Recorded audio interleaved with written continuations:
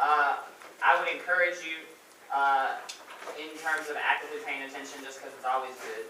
Maybe you might want to like write this down or float it somewhere, but it is a 1AC. We're going to use this as our jump off point to begin talking about the way in which performance operates within faith. Hey, So, I need a paper. I have a paper. You will give up on that paper. I'll do it. I'll do it. Never know.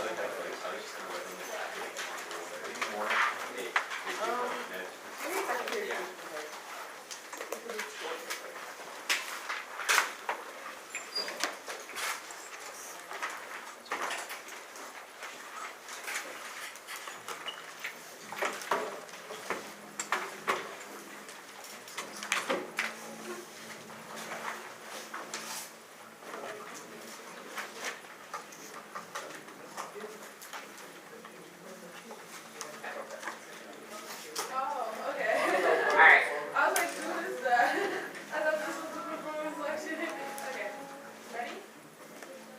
Everybody good?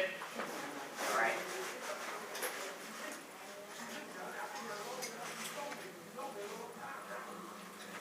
Okay.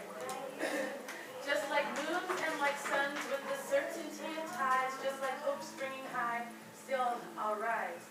A living wage is more than just money. It's impossible to live on money alone. No matter how many checks we cash, bright as cash is on our flesh. From slavery to Jim Crow to the prison industrial complex and a lack of labor protection, the voices of the oppressed have been silenced as social hierarchies restructure themselves. Thus, the role of the judge is to be educated and question whether some society's ethical insurances, the role of while remain consistent with the vessel for each striving for the oppressed in order to create accessibility and all abuse.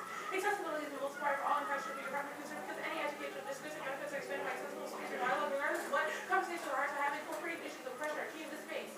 When you make arguments, you need to make sure you liberate the oppressed. Fit 2K13. Like no system of social control, the reality of racism, the biggest consequence by singular choice that institutes built in decision making on making the basic community in order to have prevented new intellectual analysis. 2. Escape hard conversations with the only constructive strategies to acknowledge the reality of the oppressed, engage in the discussion, and find strategies to deal with issues. It hurts to see the same hateful things you expect to hear at the plan at a rally. Debate is not just a game, but a learning environment with liberatory potential.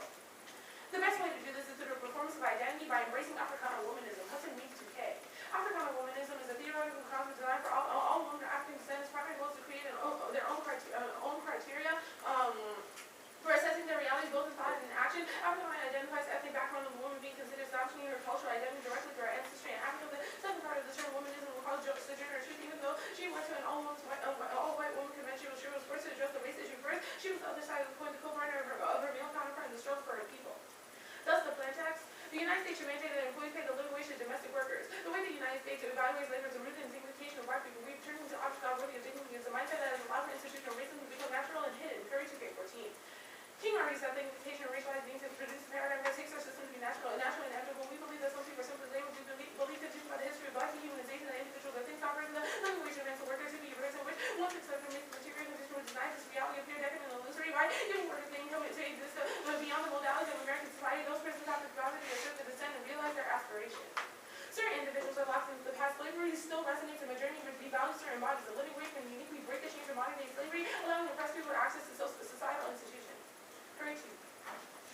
The solidification of economic classes defined by issues of racism and made economic models more rich. Race individuals may remain locked in conditions of previous generations despite claims of mobility. The fair market video of wages remains naive and dangerous and in denial of the role that ideology and power play in determining which workers need assistance. Living wage pragmatically addresses this disparity to be believes that work should sustain society and that the worker must have units to flourish.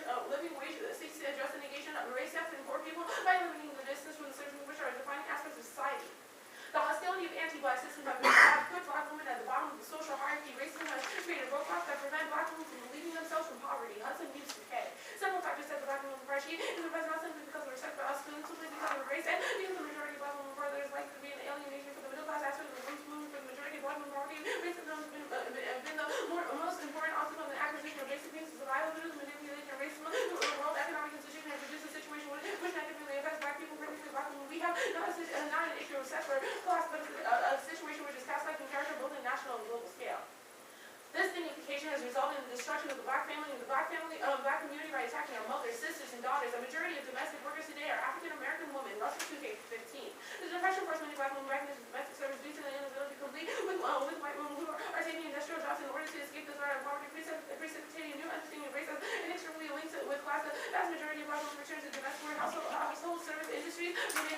unregulated by a federal labor bureau.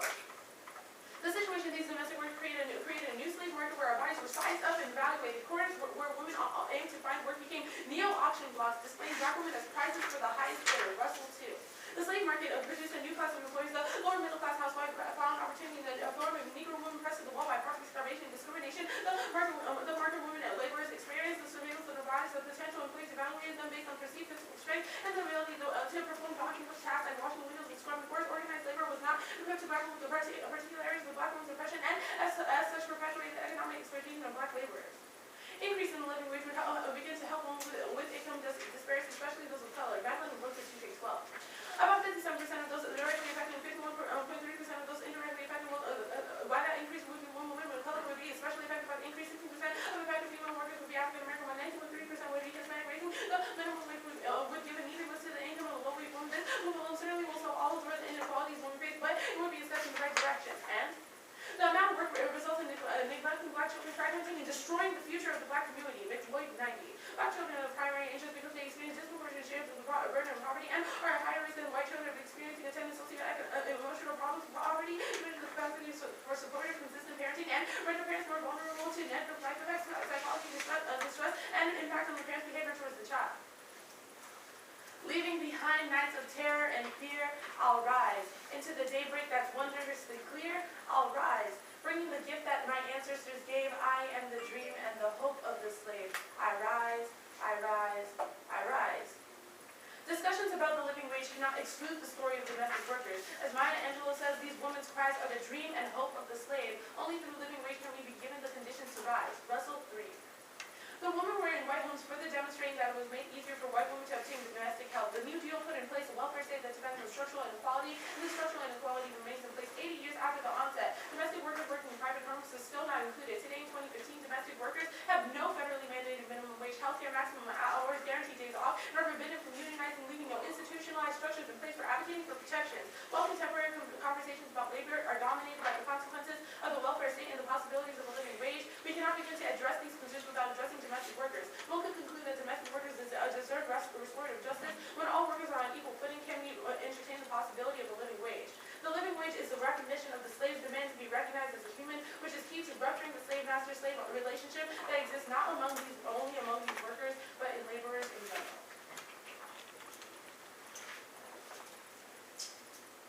First thought on the 1AC. Me? Yes.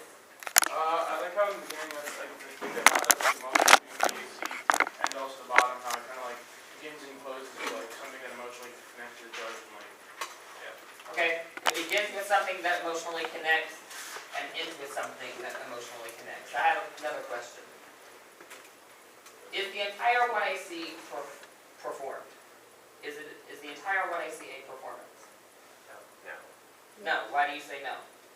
I mean, you had like your traditional like spreading cards and evidence about living wage and stuff. So. Okay, so you got your traditional living wage cards. Anybody else say it's not a performance, or not entirely a performance? Who says the entire 1AC is a performance? Somebody, real quick, tell me why you think the entire 1AC is a performance. Although it like strives from the actual like poem, it still supplements the poem the entire time through. Okay, so you say it's a performance the entire way through because it supplements the poem. So do we understand the performance to be attached to the poem? Does everybody agree that that's probably a thing? I would say you're wrong. Why do you think I would say you're wrong?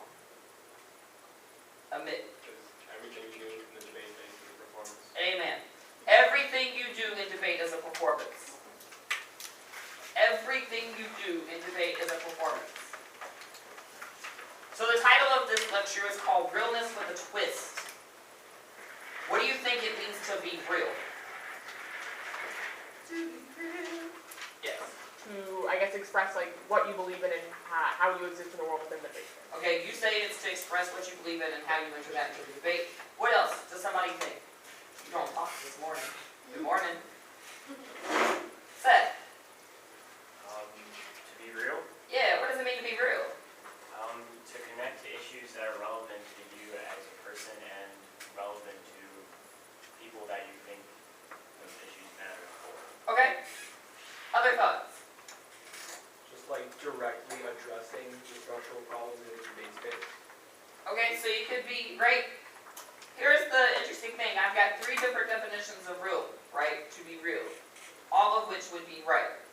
to some capacity. So what we're going to do is we're going to talk about what it means to be real or operationalize this concept of realness within the context of debate, i.e. looking at the way in which performance-based positions operate. The thing I would suggest to you in regards to that is that everything is a performance. So even the most traditional of a 1AC is performed in some capacity. You have made an active choice, you have made an active decision to stand up and to engage in some form of a speech act, right? That has some kind of meaning, some kind of message, something that you advocate for. So to trace this back, I'm going to do a little bit of a historical tracing for you as the way in which performance becomes an entire branch of scholarship and a legitimate branch of scholarship. So within Western society, performance was revealed as something that was important through the routine of courtrooms, ironically, right? As well as the kind of most elaborate performances that were displayed on stages and things like that. But performance theory tells us that every one of us puts a performance on in society, right? So when you wake up in the morning, right, you put on clothes this morning, you made a decision as to what shirt you were going to wear, what pants you were going to wear, whether or not you were going to match, or whether or not you were going to look like a fashionable mess and not match, right? And so all of those conscious decisions are acts of performance, right? And within the context of that performance, you signify the meaning you have in regards to your social group, right? So your performance is not just something that is divorced from your identity. It's not just something that exists in isolation with one another. It in fact coexists with larger structural things, right? How you perform, how you interact determines what social group you belong in, or what social group you fit in. Right? So you all got up this morning, right? You all came in this room, pulled out your laptops, right? Why? Somebody tell me why you pulled out your laptop. So we can take notes. So you can take notes. What are you taking notes for? We can learn. So you can learn what were you learning? Formativity. Performativity in what? Debate. In debate, right? You made a conscious decision to walk into Wooten Hall 110, pull out your laptops to take notes about a conversation about performance in debate, right? Meaning you belong to a social group of the Wooten Hall 110ers. Sure, that's what we'll call it for now. Does that make sense? So I propose to you that to begin to think about performance in debate is to begin to think about the fact that everybody performs. The question becomes, what is a legitimate performance? So, what type of performance do you think happens in debate?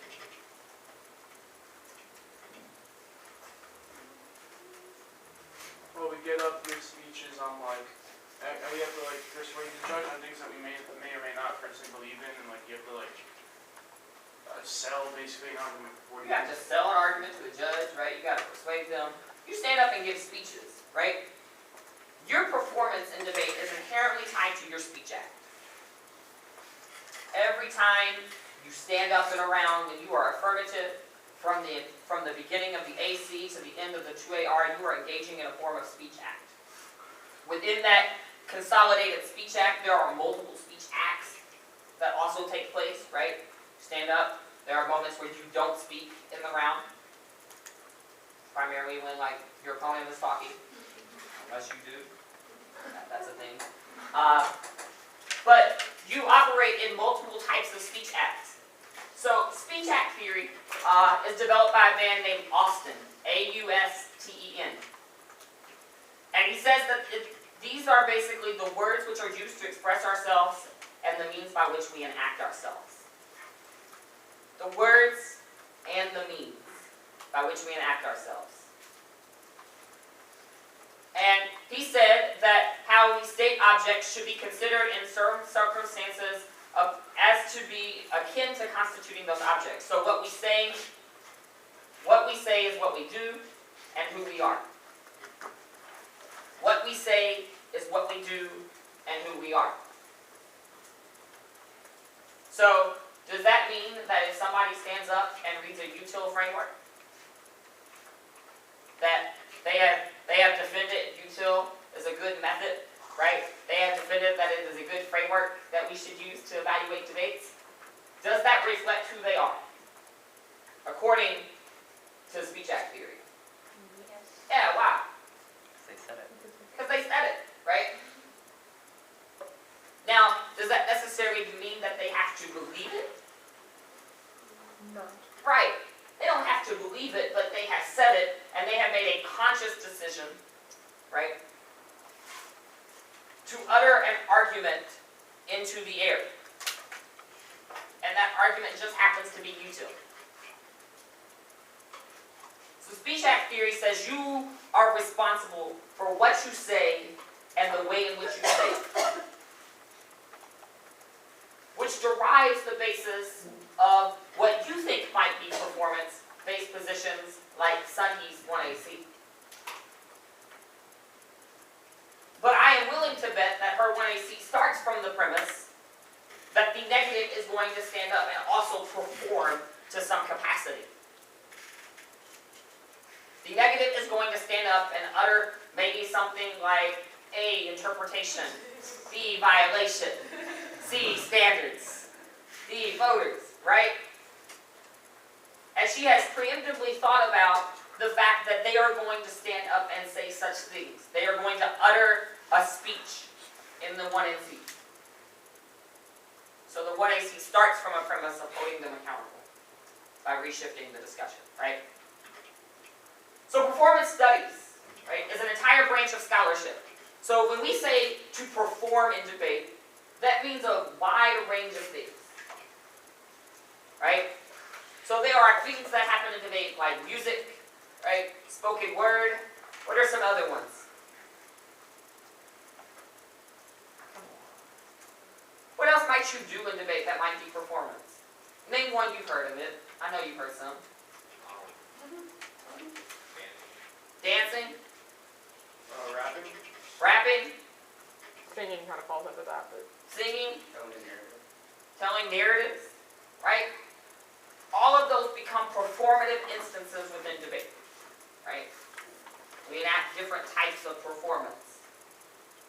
What do those do?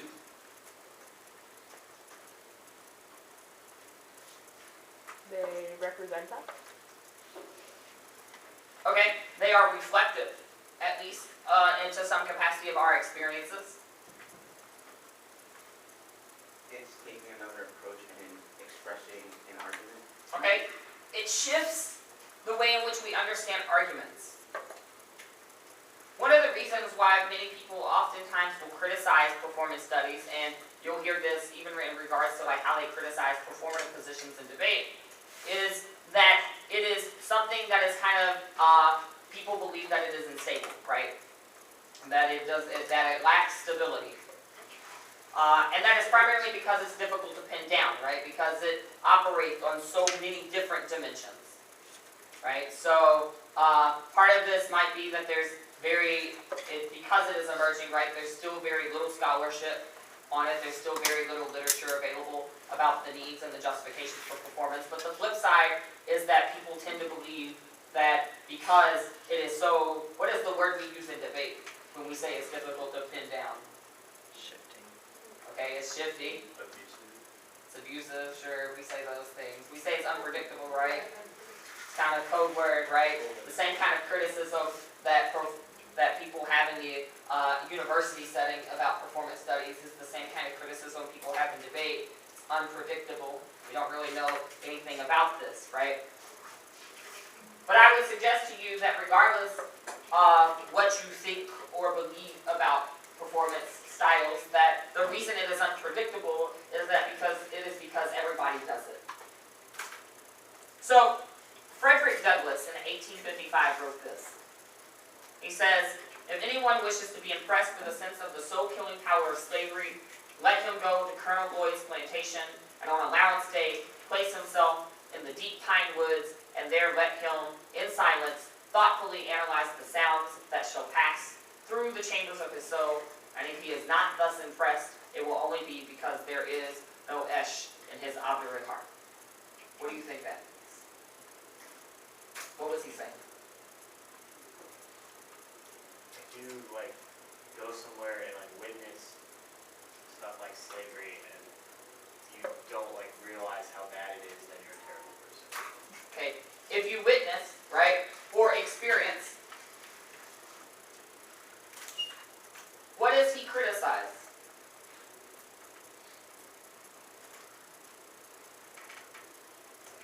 Slavery? Well, yeah, he definitely criticizes the entire institution of slavery. That's a large portion, actually that's the entire book. Right? But more importantly, he says that having a textual account of slavery is insufficient, right?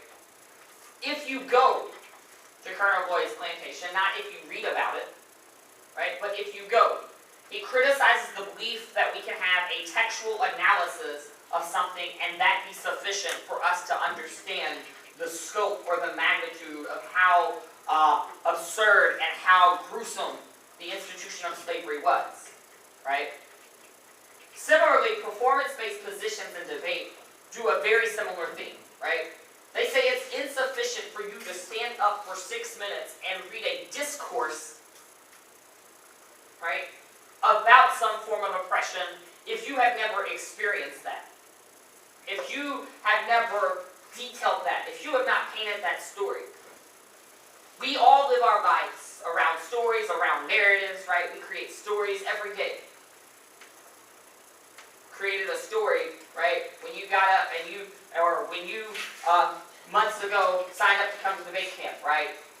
Because you wanted to be a better debater. You created a story about your life, about who you were, right? So, instead of reading the textual accounts, it is necessary that you understand that experience, right? What it means to be relocated, what it means to be situated in a particular space and in a particular time. What it means to listen and to touch and to feel. Performance as a theory and as a branch of scholarship attempts to do the same thing. It attempts to resolve the very conflict we have between reading and experiencing. So when you perform in debate, you are really saying to the judge, I want you to not just hear what I'm saying, but I want you to feel me. I want you to move. The first thing you should know then is that performance-based positions do not attempt to just tell a pretty story for your enjoyment. They are not just entertainment pieces, right? I'm sure Santi might be able to attest to this, but how many times have you been in a round where someone, at the end of the round, the judge will look at you and say, oh, I really like that narrative, or oh, I really liked your singing, or oh, I really like that poem, but I vote nay. But I gave you high speaker points, right? It happens all the time. I suggest to you that the thing you should remember first and foremost is that performance-based positions are not your entertainment. They are, in fact, used just as much as a legitimate argument in the realm as anything else. There is academic research that supports the importance of performance, both psychologically, both physically, both emotionally, to move you to begin to rethink how you feel about things. So I'm going to talk real quick about what I think are kind of three major areas of performance, of how we think about performance. Where three branches. There are tons more, but I think three that are probably important. One of the first I would say is the idea of gender performance in debate. And I say gender performance for a couple of reasons. One is that Judith Butler does a lot of the work on theories of performance. I guess let me go back just a quick branch, or just a quick part of history. Dwight Conquergood actually developed the branch of performance ethnography that's centered on the political nature of performance, right? If you have never had a chance, you should kind of read. He's got some introductory work to performance theory, and so he says that performance is also something that is political, right? That it makes a call to action and it moves people. And it is from that premise that you have different branches of performance that comes to exist. So one being Judith Butler's idea of gender performance, where she says the gendered body is something that is always performed. So she says there is no ontological status apart from the various acts which constitute its reality, which means we only understand gender, and we understand how we enact gender as it relates to social prescriptions of behavior, right? So the reasons why things like masculinity and femininity are not static, but are fluid, is because we perform them, right? We change how we interact in those particular spaces, right? And we only understand performance, we only understand the gendered body as performed when we articulate it in relation to the body. Which is the next thing you must know about performance-based positions, is that they are not something that are isolated, they are not something that are abstract or distant, right? We also understand performative moments because they are enacted by the body, right? It's not just what you say, it is how you say it. So this forms, our performance then dictates how we interact in particular circles, right? Right now, you might be a student, right? Or a learner. I would not say student, I would say you are an active learner, right? But maybe in a little while, you might be just a debater, right? You might stand up and give speech rounds. So the moments change, right, based on the bodies that are situated in the room. I would also suggest, and some might disagree with this, but there is some research that suggests this as well, that the same way you perform gender, you perform race. Why do you think you perform race? Because a lot of times, like, race can have almost culture tied to it. So in order to perform your race, like, you have to perform a culture almost. Okay, so there are cultural elements that tie to the performance of race. That's true. What else might be a reason why you might perform race? Stereotypes, like how people perceive that you should perform if you should be if you are a certain race. Stereotypes can construct the performance of race for a couple of reasons. One, it is the same kind of reason along the lines of what Butler would say, is that we understand our race body in relation to the social prescriptions of behavior. Just like you understand the gendered body in relation to the social prescription of behavior, the same is true for race, right? We assign meanings to race, right, within society, right? And as a result of assigning meanings into race as a society, it creates this, it creates a dichotomy where we understand what it means to be racialized, right? To both have a race, to both perform race, and to be racialized. The third area I would say that we perform is we perform space. And if you're interested in reading any work about performance geography, I would recommend reading Nia, Niaah. She writes this article about performance geography, and she says this. She says it is a mapping of the material and spatial conditions of performance, entertainment and ritual in specific sites and venues, types and systems of use, politics of their location in relation to other sites and other practices, the character of events and rituals in particular locations, and the manner in which different performances and performers relate to each other within and across different cultures. There's also a level of spatial philosophies that govern systems of use, issues of boundaries and boundarylessness, gendered spaces, and the urban that form part of the rubric of performance geography. What she says is that your space, right? Space is always something that we perform. It's always something we enact. If I take all of these chairs out, and we all leave this room, this is just a room, right? It has no significant meaning until we all come into this particular room. So the reason why understanding the performance of space is so important to understanding performance-based positions in debate is because the thing that those positions will attempt to do, right, is to use the spatial arrangement of the room in a way that challenges the meaning of that room. Yes? So, could we say, like, could we use this to justify, like, the debate space is nothing without like us like actually performing. Absolutely. This is kind of a critical framework in terms of understanding that this space debate means absolutely nothing until we come into a room together, right, and say there are two debaters now and a judge. That creates a whole new significant meaning. Yeah. Would you say that space is analogous to the situation that we're in? Yes. The situation determines the meaning of space. Situation always determines the meaning of space, right? Where boundaries are and are not, where people are placed and displaced, how people interact with one another, all of those things make up the spatial arrangement of the room, right? If I'm just talking to Sunny, I'm probably not going to talk as loud as I am talking, right? But the spatial arrangement of this room suggests to me that I should probably talk louder because you might want to hear some things. Just saying. Maybe, I don't know.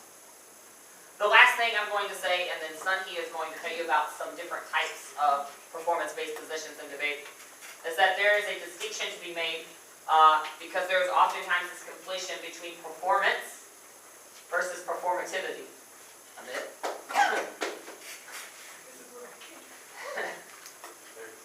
Performance presupposes a pre-existing subject. Right? Performativity contests the notion of the subject. In other words, to perform, to engage in performance, requires a subject, requires a person, requires something of study. Right? Performativity contests the notion of subjecthood and instead is the matter of repeating or reiterating the norms it constitutes. It is a repetition of the norms that the subject embodies. Performance starts with the subject. Performativity starts with the norms that make up the subject.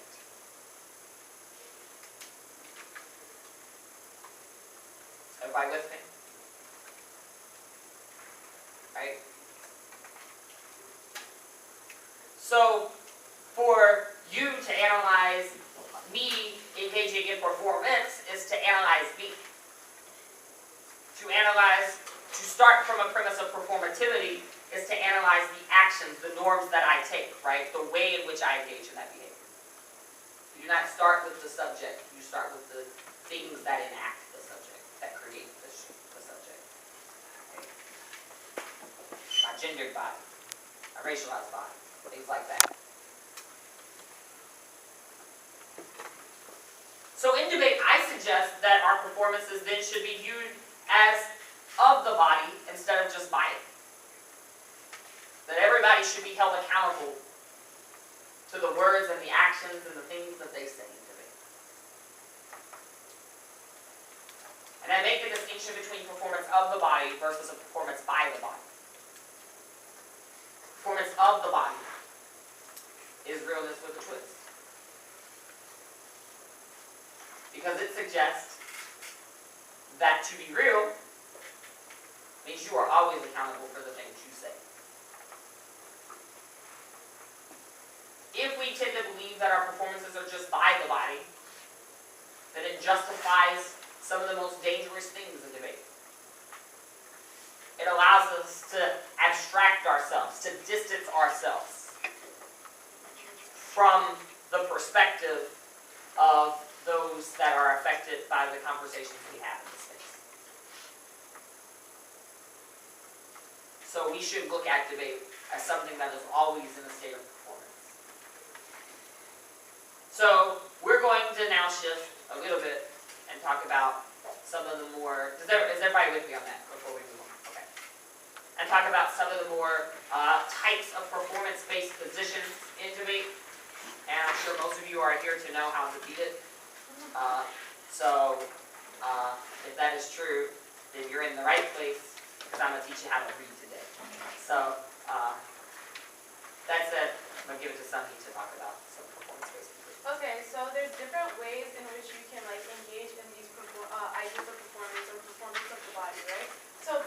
example, when I read my 1AC, there were certain parts where it's stereotypical performance, or what you automatically assume would be performance, as in there's poetry at the beginning, there's poetry throughout, there's references to the poem, and that's a way in which you can perform. Sometimes people can go all in on what exactly you would think first when you think performance. So the entirety of the 1AC can be a rap, right? Or the entirety of the 1AC can, for example, in some college debates, be dancing, right? Or they can go into their rebuttals, still freestyle it, like one of my teammates does that. Or they can change up the way in which they engage in it in the 1AR and 2AR, or 2NR, whichever you do, in order to still refer back to the performance, but they don't necessarily need to be stuck in that static notion of what a performance is because of all the reasons we talked about. A lot of the times when teams go for performance, it's not just a matter of like, oh, I think this is really cool, because once again, it's not to entertain the audience or entertain the judge, but one, it allows for them to relate to the topic in a much more constructive and relatable way. So for example, when you see a topic like, oh, I don't know, energy production, right? If you don't necessarily care about energy production, why is that relevant to you, and why do you feel like a debate round solely about energy production is going to be something that relates to you? Rather, a team that wants to engage in performance would find a way to bring it back home or bring it to that individual. So, for example, when it comes to energy production, maybe they can go into ways in which the hood has been like affected by environmental degradation, the way in which they see waste on the streets, the way in which people still see them as trash, the way in which they are associated with things that are not necessarily things we have to take into account. That's a way in which they can start bringing it back to themselves. Another way in which a performance can be used within the debate space is to create a more inclusive norm. And this is often the response you would hear from a performance team if they hit things like T or things like theory, as in like the way in which the affirmative is used in this space is supposed to expand or at least break down the norms that exist in the debate that say, oh, having performance is unpredictable, or having performance is unstable, it's unfair to me. What the argument would say is, well, your notion of fairness only looks at a certain type of ideal, which is something we'll get into if any of you go to the critical race-lit answers to theory debates. But oftentimes, performance is meant to challenge these norms and infiltrate the debate space with a new and different type of way of engaging. Another way in which performance is used is to literally bring voices within. So it's not just a matter of the practices that we are now including, but the way in which voices that probably weren't heard before are now included. So for example, what my 1AC is talking about is that oftentimes in discussions of the living wage, we don't include the voices of domestic workers because they don't have regulations, they can't unionize. Oftentimes they're kind of overlooked. And it seems kind of outdated, like a domestic worker not getting any type of protection still in 2015. Like, no one really thinks of that unless you go out of your way and look it up, or you perhaps know someone who is a part of that. So in the instance of the 1AC, the point is to force these voices within the discussion. Pay attention to the fact that most of these women are not able to attend to their children, can't contribute to their communities because they're constantly being forced to uphold someone else's. And that's a way in which these voices can be forced within the debate space, and it forces different individuals to listen to them, especially since sometimes, or even most of the time, they won't have access to the debate space like you do. Just real quick, like another example would be like, so on the environmental racism topic, several years ago for college debate, one of the things that we did, my debate partner and I, is, so the city that we come from is very much gentrified. And so a large portion of our industrial plants, right, are in kind of what is called the west end of Louisville, right? So, which is mostly for black and brown community. And so one of the things we did is, so my debate partner was from there, and so he would talk about, the entire 1AC was talking about his experience growing up, right? It was a combo of both narrative and spoken word. And he would talk about his experience growing up in the west end of Louisville and what that meant in regards to kind of the way in which energy production plants, right, increased the massive amounts of rate of cancer within his community, things like that. Which is the important thing to understand about performance-based positions. They are not, right, just something that exists, right, that, again, like I said, not just to entertain, right, but they are actually grounded in legitimate research, legitimate experiences of people, right, that are affected by the things that we talk about. And so the purpose of those arguments, at least how it always has been, is the purpose of, and some might disagree, but the purpose of those arguments, right, is not to just be something that sounds good that gets the judge to vote for you, but it's something that exemplifies the argument that you're advancing. The first thing I would encourage you to think about when answering these kind of positions is to engage in the position itself, right? Your job is not to negate the performance. That is never your job. Your job is not to answer the performance. You don't need to beat the performance.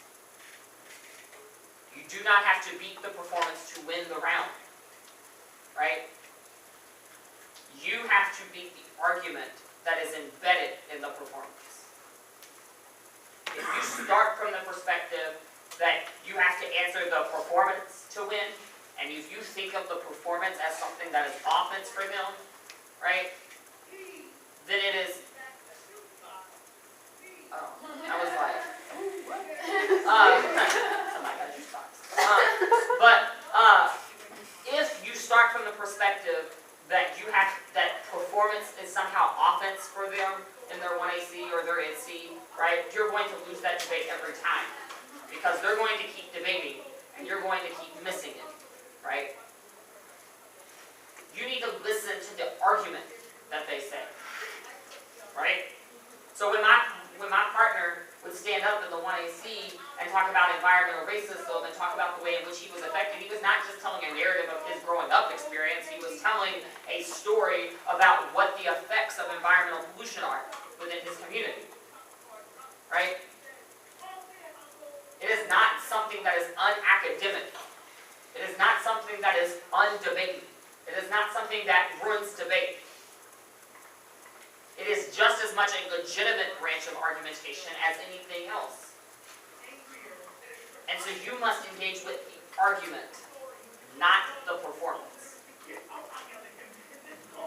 And also before we go into just like answering the argument, something you also need to take into account is oftentimes performance is so important because you will hear something like challenging Eurocentric scholarship, and oftentimes the way in which they're using performance within the debate space is to not have this like abstract notion or like just list statistics or just list different problems that are existing, but to attach a face to the problem that's happening. And that becomes extremely important because that's a way in which they try to create new types of knowledge production, and chances are they're going to leverage it against you in the next affirmative or negative speech, depending on what side they are.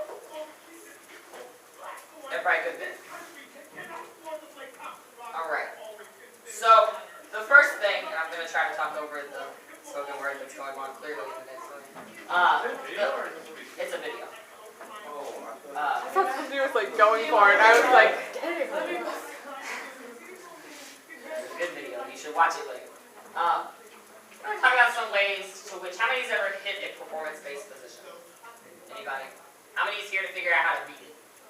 It's okay, be honest. I'm not mad. I know a bit is. So, a bit's out of it, but that's what he's here for. He's trying to get my tricks.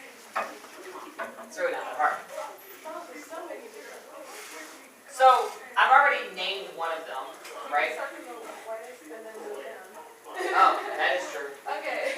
We could actually start with, what do you think the #1 common response is to answering? Theory. You can answer it with theory. Yeah. Is You that, can do anything. is that a substantive answer to the 1AC? Why not? Because at that point you're focusing on the performance, like you said, of this like the argument. Right. The #1 reason why theory debaters lose performance-based positions is because they think the performance-based positions lack substance. Theory is a way to say, we don't really want to deal with this, right? They hear any type of spoken word. It could be the most topical spoken word piece in the world. And it could be a literal affirmation of the resolution, but it might just be the way I said the resolution. I.e. the way. It's the most topical version of living wage that I have heard almost. That's a lot of living wage debates, right? But because of the way it's said and the style it's presented, the first assumption is that it lacks substance, that it lacks being topical, that it lacks any kind of real academic basis for talking about living wage. Where in that 1AC does she not talk about living wage? Everybody agree that she does? Right? So would theory be a good response to this? Why not? Say good. Because you're not engaging in a discussion of what she's saying. Right. You are the one not engaging in the debate. We appreciate your theory contributions, but they are irrelevant. So, thanks for these ballots, right? Yeah, and oftentimes going off of the whole theory argument, oftentimes they'll get up, the first cross-sex question will be like, do you gain offense off of the performance of the 1AC, right? If the affirmative says yes, right, chances are instead of focusing on the other things they can get offense off of, like the parts that say living wage work, they'll focus on the performance and say that performance in itself is bad. So if you don't take into account the entirety of the 1AC when you're refuting it, you're also going to fall into a similar position of like just a regular theory debater who just looks at it and says, oh no. Yes. So if we said that like the bright line for like what a performance is kind of like up in the air, like what if you just like what if they ask you is it a performance and like would you say yes or no or? Sure. Yeah. I would always say. See, but here is the thing that you should, here is the other thing, right? The performance-based, whatever, like, and I use that term performance-based very loosely, right? Positions, right? They're very confident, right, about the defense of their position, right? So they tend to control, a lot of times, the ethos of the room, right? They keep the room literally in the palm of their hand, right? So if you stand up, right, in cross-X and you're hitting one of these positions and you're like, is the performance offense for you? Sure, right? If that's all you ask me, that's all I'm going to tell you, right? You didn't ask me if the rest of it that was embedded in the performance is offense, right? So yeah, that's going to be offense for me, as is everything else you're getting ready to do, That's a debate. right? Your performance is offense too. I might say something like that, right? They control the ethos, right? So have you ever watched one of those rounds, right, where they just clown like theory debaters, or they just clown debaters that just ask really absurd, and not necessarily really absurd questions, right? But they might ask something. They might legitimately want to know what the offense is of the AC, which I think is a ridiculous question. It's like figuring out your debater. But they might legitimately want to know, right? What are the impacts that you might claim in the AC? Right? Well, I'm going to claim, like, the impacts that I isolate in the 1AC, but I'm probably going to claim more impacts as the debate goes on, right? Because debates don't just stay static, right? The easiest way to beat a performance-based position is to recognize that it is no different than a regular position.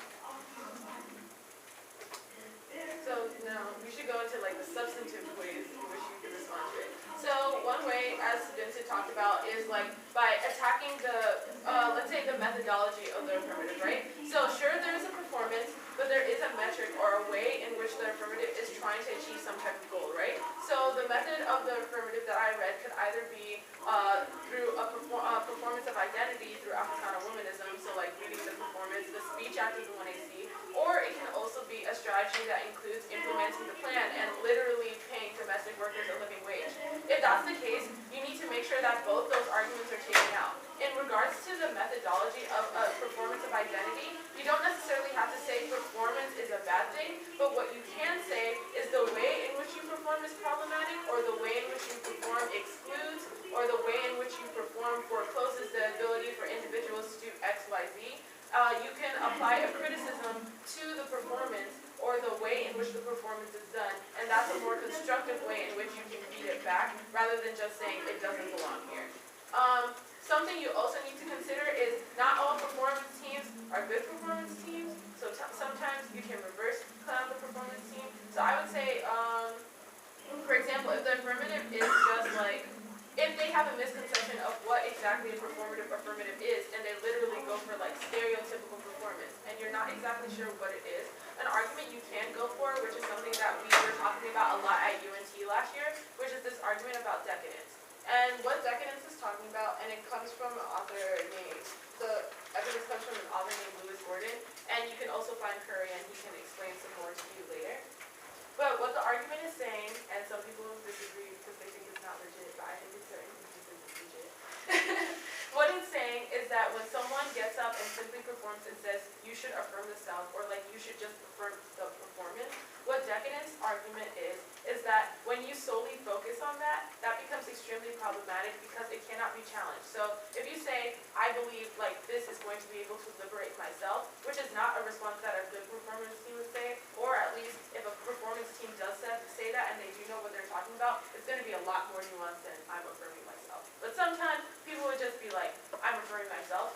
What Decadents would argue is that I can't say, no, you're not performing yourself. Like, how do I tell you you do not know how to liberate yourself? The argument is that instead of focusing on methods just like that, if you do read a narrative, it has to be more inclusive, or it has to be more big picture, and so that other people can access that narrative or access the methodology of performance that you're using. If your methodology of performance is extremely problematic or denies accessibility or inclusion, just like I said before, you can attack the way that the performance is done, and that's a specific argument that you can use to do that. The other thing, the two other things I want to say that you can do is that they oftentimes, performance-based positions will have a ballot framing story and a judge framing story, and you should either, you can counter those, and we can chat more later because I know we're running a little bit low on time on some ways to construct kind of counter roll of the ballots, but you can counter those by creating different roll of the ballots, right? So you want to reposition the debate in a way that allows you to dictate what the burden of the debates are and what you want the judge to do. So I always isolate that the roll of the ballot also kind of places the kind of burden on the debaters in the round, right? These are the thresholds that you must meet. These are the things you must meet, right? And the judge framing dictates what you want the judge to do with that threshold.